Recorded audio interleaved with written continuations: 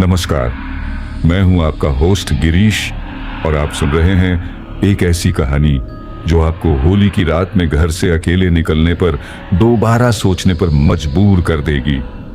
क्या हो अगर आप होली की मस्ती में इतना खो जाएं कि जाने अनजाने किसी ऐसी चीज से छेड़छाड़ कर बैठें जो इंसानी दुनिया से परे हो। अमित लखनऊ का एक बेफिक्र लड़का जिसे भूत प्रेत जैसी चीजों पर बिल्कुल भी यकीन नहीं था। दोस्तों के साथ मस्ती, हंसी ठिठोली उसकी जिंदगी का हिस्सा थी। लेकिन इस बार होली की मस्ती अमित के लिए एक डरावनी हकीकत बन गई। होली से कुछ दिन पहले दोस्तों के साथ घूमते हुए अमित ने एक रहस्यमयी औरत को रेलवे ट्रैक के पास टोना टोटका करते देखा। जहां कुछ दोस्त इसे अनदेखा कर आगे बढ़ गए, वहीं अमित ने इसे अंधविश्वास मानकर मजाक उड़ाया। लेकिन उसकी एक गलती उसकी जिंदगी की सबसे भयानक रातों की वजह बन गई। रात में अजीब परछाइयां दिखना, अजनबी कॉल्स आना, डरावने सपने, और फिर एक रात कुछ ऐसा हुआ जिसने उसकी जिंदगी को हमेशा के लिए बदल दिया। क्या अमित इस खौफनाक रहस्य से बच पाया, या फिर उसने जो गलती की उसकी कीमत उसे अपनी जिंदगी देकर चुकानी पड़ी? जानने के लिए कहानी को आखिर तक जरूर सुने, क्योंकि कुछ चीजें बस देखने के लिए नहीं होती। होली का त्योहार नजदीक था। पूरा शहर रंगों में डूबने की तैयारी कर रहा था। इसी शहर में अमित नाम का 22 साल का युवक रहता था। अमित एक मॉडर्न सोच रखने वाला लड़का था। वह पढ़ाई में तेज था और अपने दोस्तों के साथ मस्ती करने के लिए हमेशा तैयार रहता था। भूत प्रेत और टोना टोटका जैसी चीजों पर उसे जरा भी विश्वास नहीं था। उसके दोस्त राहुल, समीर और तान्या भी उसी की तरह थे। ये सब एक ही कॉलेज में पढ़ते थे और हर साल होली को खास बनाने के लिए कुछ न कुछ नया प्लान करते थे। इस बार भी उन्होंने कुछ ऐसा ही सोच रखा था, एक प्राइवेट फार्म हाउस पर ग्रैंड होली पार्टी। अमित और उसके दोस्तों की दुनिया में डर जैसी कोई चीज नहीं थी, लेकिन इस बार जो होली आने वाली थी वो इनके लिए हमेशा के लिए एक भयानक याद बनकर रह जाएगी। होली में अब बस 3 दिन बचे थे। अमित और उसके दोस्त राहुल, समीर और तान्या अपनी स्कूटी और बाइक पर लखनऊ की गलियों में घूम रहे थे। उनका प्लान था कि इस बार होली को यादगार बनाया जाए, इसलिए उन्होंने शहर के बाहर एक फार्म हाउस बुक कर लिया था जहां वो खुलकर मस्ती कर सकते थे। इस बार की होली धमाकेदार होगी, राहुल ने उत्साह से कहा। हाँ, और पूल पार्टी भी रखनी है, तान्या ने एक्साइटमेंट में कहा। सब मस्ती में डूबे थे, लेकिन तभी जब वे पुराने रेलवे ट्रैक के पास से गुजर रहे थे, उनकी नजर एक अजीब नजारे पर पड़ी। रेलवे ट्रैक के पास एक सुनसान जगह थी जहां पर एक अधेड़ उम्र की औरत लाल साड़ी पहने बैठी थी। उसके सामने एक जलता हुआ दिया रखा था और वो जमीन पर सफेद चूने से गोल आकृतियां बना रही थी। कभी वह अपने हाथ आसमान की ओर उठाती तो कभी जमीन पर झुककर कुछ बुदबुदाने लगती। ये क्या कर रही है? समीर ने फुसफुसाते हुए कहा। लगता है कोई तांत्रिक क्रिया कर रही है, राहुल ने धीरे से जवाब दिया। तान्या थोड़ा घबरा गई। हमें यहां से निकलना चाहिए, यह सही नहीं लग रहा। अमित हंसते हुए बोला, अरे यार, फिर से ये भूत प्रेत की बकवास, ये बस कोई पागल औरत होगी। तुम लोग बिना बात डर रहे हो। लेकिन समीर अब भी उस औरत को देख रहा था। उसने देखा कि वह औरत जमीन पर कुछ लिख रही थी और फिर अचानक ही हवा में कोई इशारा करने लगी, जैसे किसी को बुला रही हो। राहुल ने अमित से कहा, भाई, भले ही तू इन चीजों में विश्वास न करता हो, लेकिन ये सब सही नहीं लग रहा। हमें यहां से चलना चाहिए। अरे छोड़ यार, होली के टाइम पर हर जगह कुछ न कुछ चलता रहता है। चलो, देर हो रही है। अमित ने स्कूटी स्टार्ट की और आगे बढ़ने लगा, लेकिन किसी को इस बात का अंदाजा भी नहीं था कि उन्होंने जिस चीज को नजरअंदाज किया वही उनकी सबसे बड़ी गलती साबित होने वाली थी। अगले दिन शाम के करीब 7 बजे अमित और उसके दोस्त उसी रास्ते से दोबारा गुजर रहे थे। सब हंसी मजाक कर रहे थे। तभी समीर ने अचानक रुकने का इशारा किया। भाई वो देखो, उसने रेलवे ट्रैक के पास इशारा किया। वही लाल साड़ी वाली औरत फिर से वहीं बैठी थी, ठीक उसी तरह जैसे पिछली बार। इस बार उसके चारों ओर कुछ अजीब सामान रखा था। एक नारियल, सफेद चूड़ियां, काले रंग का कपड़ा और बीच में एक जलता हुआ दिया। वह औरत फिर से जमीन पर कुछ बना रही थी और धीरे धीरे कुछ बोल रही थी। भाई यह औरत हर दिन यही कर रही है, राहुल ने कहा। अमित हंसते हुए स्कूटी से उतरा। यार तुम लोग कितने डरपोक हो, यह सब बस अंधविश्वास है। देखता हूं इसमें ऐसा क्या खास है। अमित मजाक मत कर, तू जानता नहीं कि यह चीजें खतरनाक हो सकती हैं, तान्या ने घबरा कर कहा। अरे यार कुछ नहीं होगा, देखो मैं इसे अभी खत्म करता हूं। इतना कहकर अमित सीधा उस जगह पहुंचा और बिना कुछ सोचे समझे उसने वहां जल रहे दिए को अपने जूते से बुझा दिया। फिर उसने जमीन पर बने सफेद घेरों को अपने पैरों से मिटाना शुरू कर दिया। ले भाई, हो गया तेरा टोटका खत्म, अमित ने मजाक उड़ाते हुए कहा।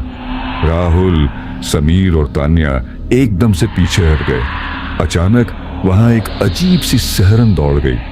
हवा पहले से ठंडी लगने लगी, पत्ते बिना किसी हवा के हिलने लगे और दूर किसी कुत्ते के भौंकने की आवाज गूंज उठी। भाई यह जगह अब अजीब लग रही है, समीर ने घबरा कर कहा। अमित हंसा। ओह, तो अब कुत्ते भी भूत प्रेत बन गए। लेकिन जैसे ही अमित ने मुड़कर अपने दोस्तों की तरफ देखा, एक जोरदार हवा का झोंका आया और सड़क किनारे का सूखा पत्ता सीधा अमित के चेहरे पर आ गिरा। उसी समय उन्हें लगा कि पास के झाड़ियों में कोई खड़ा था, कोई काला साया। अमित भागो यहां से, तान्या चिल्लाई। अमित कुछ बोलता, उससे पहले ही उसके कानों में किसी के फुसफुसाने की आवाज आई, बहुत धीमी लेकिन साफ। तूने गलती कर दी, अब देख। अमित ने डर कर चारों ओर देखा लेकिन वहां कोई नहीं था। उसके माथे पर पसीना आ गया। चलो यहां से निकलते हैं, राहुल ने कहा और सब अपनी अपनी स्कूटी स्टार्ट करके तेजी से वहां से निकल गए। किसी को अंदाजा भी नहीं था कि अमित की यह छोटी सी हरकत उसकी जिंदगी की सबसे बड़ी गलती साबित होने वाली थी। अमित ने उस रात जैसे तैसे खुद को समझाया कि जो हुआ वह महज एक इत्तेफाक था। लेकिन जब वह घर पहुंचा तो चीजें अजीब होने लगीं। रात के करीब 2:30 पर अमित की नींद अचानक खुल गई। उसने करवट बदली और अपने फोन की तरफ देखा। स्क्रीन पर किसी अनजान नंबर से कॉल आ रही थी। अमित ने फोन उठाया। हेलो। दूसरी तरफ कुछ देर तक सिर्फ भारी सांसों की आवाज आई, फिर एक धीमी घबराई हुई महिला की आवाज सुनाई दी। तूने मेरी मुक्ति रोकी है, अब तुझे इसकी कीमत चुकानी होगी। अमित का दिल जोर जोर से धड़कने लगा। उसने झट से फोन काट दिया और बेड लैंप ऑन कर दिया। लेकिन जैसे ही उसने दाईं तरफ देखा, उसे लगा कि उसकी अलमारी के सामने कोई खड़ा था, एक काली परछाई। कौन है? अमित घबराकर उठने लगा, लेकिन जैसे ही उसने पलक झपकी, वह परछाई गायब हो गई। अगली रात अमित थका हुआ था, लेकिन सो नहीं पा रहा था। उसके मन में अजीब से विचार आ रहे थे। किसी तरह आंखें बंद हुईं, लेकिन तभी वह भयानक सपना देखने लगा। वही औरत लाल साड़ी में उसी रेलवे ट्रैक के पास बैठी थी, लेकिन इस बार वह सीधे अमित की तरफ देख रही थी। उसकी आंखें काली और खोखली थीं। उसके होंठ हिल रहे थे, लेकिन आवाज कहीं और से आ रही थी। तूने दीपक बुझाया था, अब तेरा दीपक भी बुझेगा। अमित अचानक ही नींद से जागा और देखा कि वह बुरी तरह पसीने में भीगा हुआ था। उसके शरीर में अजीब सी झंझनाहट हो रही थी। फिर उसकी नजर अपने हाथों पर पड़ी। उसकी बांह पर किसी ने नाखूनों से खरोंच दिया था। गहरी लाल लकीरें बनी हुई थीं, जैसे किसी ने जानबूझकर उसे घायल किया हो। अमित अब तक बहुत परेशान हो चुका था। उसने राहुल, समीर और तान्या को सब कुछ बताया, लेकिन वे सब उसे समझाने लगे कि यह सिर्फ उसका दिमागी वहम है। लेकिन उस रात जो हुआ, उसने सब कुछ बदल कर रख दिया। करीब 3 बजे अमित को लगा कि कोई उसके कमरे में है। उसने धीरे से आंखें खोली और जो उसने देखा उससे उसका खून जम गया। कमरे के कोने में कोई खड़ा था। लाल साड़ी पहने एक महिला झुकी हुई घुटनों के बल अंधेरे में उसकी तरफ देख रही थी। उसका चेहरा धीरे धीरे ऊपर उठा। उसकी आंखों में सिर्फ अंधेरा था। कोई पुतलियां नहीं, कोई सफेदी नहीं, सिर्फ गहरी काली खाली जगहें। अमित पूरी तरह सुन्न हो चुका था। उसके होंठ हिले लेकिन आवाज नहीं निकली। तभी वह महिला अचानक जमीन से उठी और तेजी से उसकी तरफ बढ़ी। नहीं! अमित चिल्लाया और अचानक सब कुछ गायब हो गया। उसकी सांसें तेज चल रही थीं। वह अपने शरीर को हिलाने की कोशिश कर रहा था, लेकिन वह हिल नहीं पा रहा था। उसका शरीर लकवाग्रस्त हो चुका था। अब अमित को समझ आ चुका था कि यह सिर्फ वहम नहीं था, कुछ बहुत बुरा होने वाला था। अमित की हालत अब बदतर हो चुकी थी। उसके पैर अब भी सुन्न थे और उसकी सेहत दिन ब दिन गिरती जा रही थी। डॉक्टरों ने MRI, ब्लड टेस्ट और तमाम जांचें की, लेकिन सब कुछ नॉर्मल था। यह मेडिकल केस नहीं है। डॉक्टर ने अमित के माता पिता को समझाया, अगर आप किसी और तरीके से मिलना चाहते हैं तो ले सकते हैं। एक अजनबी की सलाह। अमित की मां अस्पताल के वेटिंग एरिया में बैठी रो रही थी। तभी पास की सीट पर बैठी एक बुजुर्ग महिला ने उनसे कहा, बेटा, इसका इलाज डॉक्टरों के पास नहीं है। इसे किसी ऐसे इंसान के पास ले जाओ जो इन चीजों को समझता हो। अमित की मां ने कांपती आवाज में पूछा, लेकिन किसके पास? महिला ने एक नाम बताया, राघव अवस्थी, एक पैरानॉर्मल एक्सपर्ट। राघव अवस्थी, वह जो अनदेखी दुनिया को समझता था। अमित के माता पिता उसे अस्पताल से डिस्चार्ज करवाकर सीधा राघव अवस्थी के पास ले गए। राघव एक अनुभवी पैरानॉर्मल एक्सपर्ट था। महिला ने एक नाम बताया, राघव अवस्थी, एक पैरानॉर्मल एक्सपर्ट। राघव अवस्थी, वह जो अनदेखी दुनिया को समझता था। अमित के माता पिता उसे अस्पताल से डिस्चार्ज करवाकर सीधा राघव अवस्थी के पास ले गए। राघव एक अनुभवी पैरानॉर्मल एक्सपर्ट था जो आत्माओं और नकारात्मक ऊर्जा के मामलों की जांच करता था। राघव ने अमित को देखा, फिर बिना एक शब्द कहे उसने अपनी आंखें बंद की और धीमे धीमे संस्कृत में कुछ मंत्र बुदबुदाने लगा। तभी कमरे की सारी लाइटें हल्के हल्के झपकने लगी।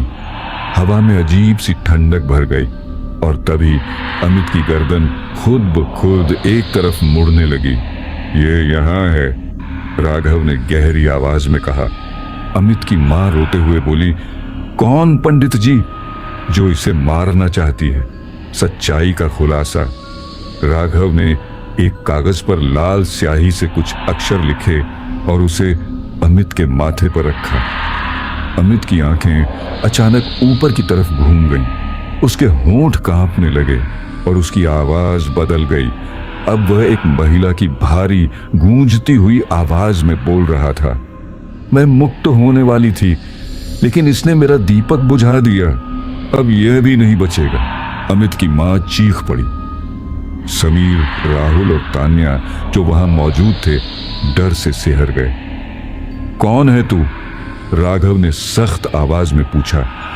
अमित की आंखें जमीन की ओर झुकी। उसकी सांसें तेज हो गईं और उसकी आवाज फिर गूंजी।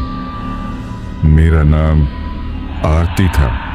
मुझे 30 साल पहले एक तांत्रिक ने अपनी काली साधना के लिए कैद कर लिया था। मेरी आत्मा को एक टोटके में बांध दिया गया था, लेकिन एक महिला मुझे मुक्त करने वाली थी। और ठीक उसी वक्त इस लड़के ने मेरा दीपक बुझा दिया, मेरे मुक्ति के द्वार को हमेशा के लिए बंद कर दिया। राघव के चेहरे पर गंभीरता आ गई। तो अब तू क्या चाहती है?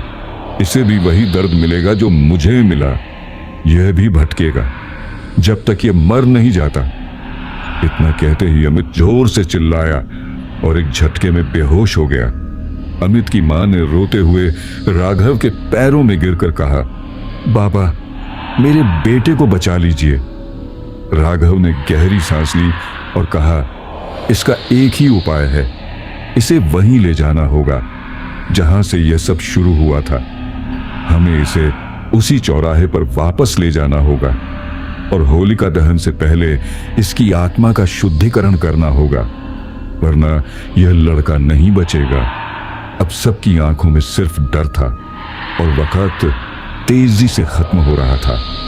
राघव अवस्थी ने अमित के माता पिता, उसके दोस्तों और गांव के कुछ विश्वास पात्र लोगों को इकट्ठा किया। हमें इस अनुष्ठान के लिए उसी जगह जाना होगा जहां यह सब शुरू हुआ था, रेलवे ट्रैक के पास का चौराहा, राघव ने गंभीर स्वर में कहा। लेकिन वहां जाना सुरक्षित होगा? तान्या ने घबराकर पूछा। राघव ने उसकी ओर देखा।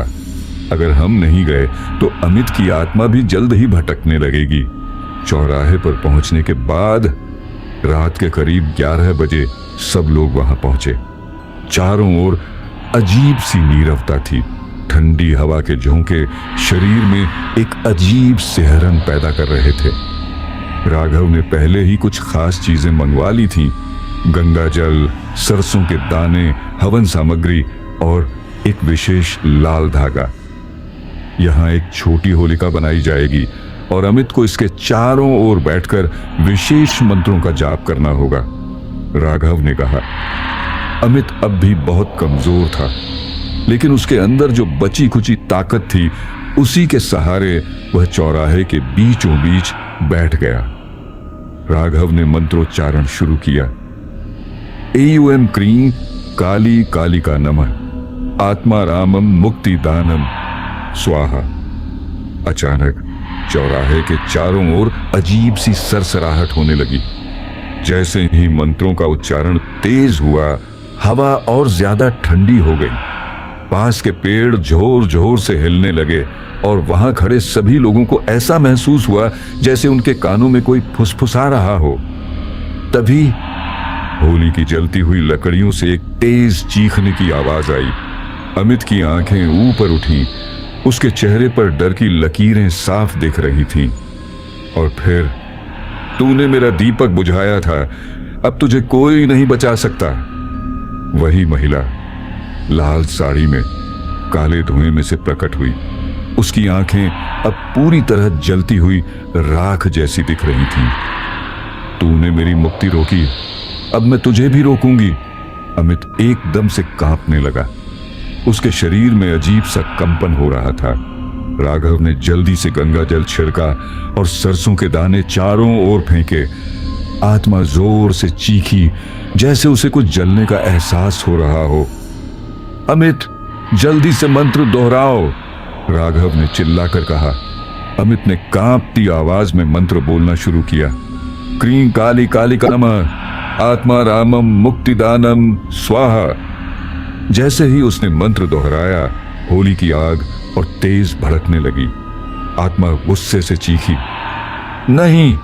उसका शरीर काले धुएं में बदलने लगा और फिर देखते ही देखते वह आग की लपटों में समा गई। सब कुछ शांत हो गया। अमित ने राहत की सांस ली। वह अब पहले से हल्का महसूस कर रहा था। शरीर में ताकत वापस आ रही थी। राघव ने कहा, अब आत्मा मुक्त हो चुकी है।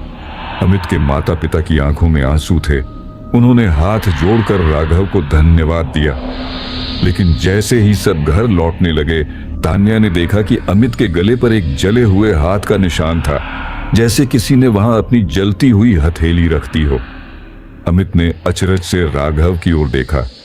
राघव ने गहरी सांस ली और कहा, कुछ निशान हमेशा के लिए रह जाते हैं ताकि इंसान अपनी गलती कभी न भूले। अमित चुपचाप उस निशान को छूता रहा। अब उसे समझ आ चुका था कि अंधविश्वास और वास्तविकता के बीच की रेखा कितनी पतली होती है।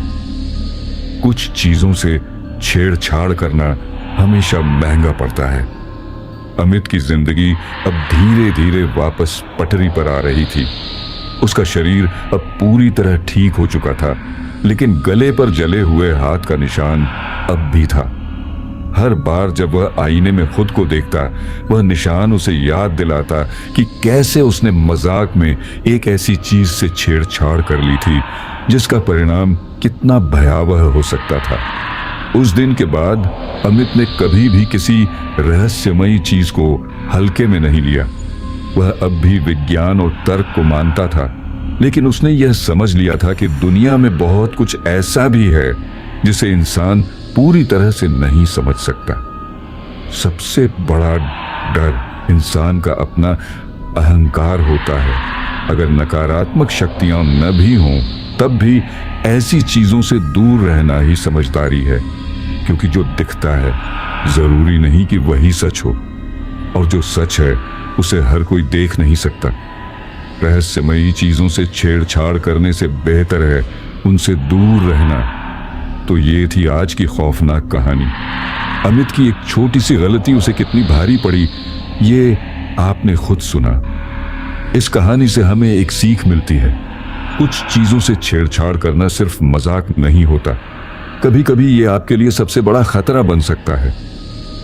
आपको ये कहानी कैसी लगी कमेंट करके जरूर बताइए, और अगर ऐसे ही और डरावनी कहानियां सुनना चाहते हैं तो चैनल को सब्सक्राइब करें और इस वीडियो को लाइक और शेयर करना न भूलें।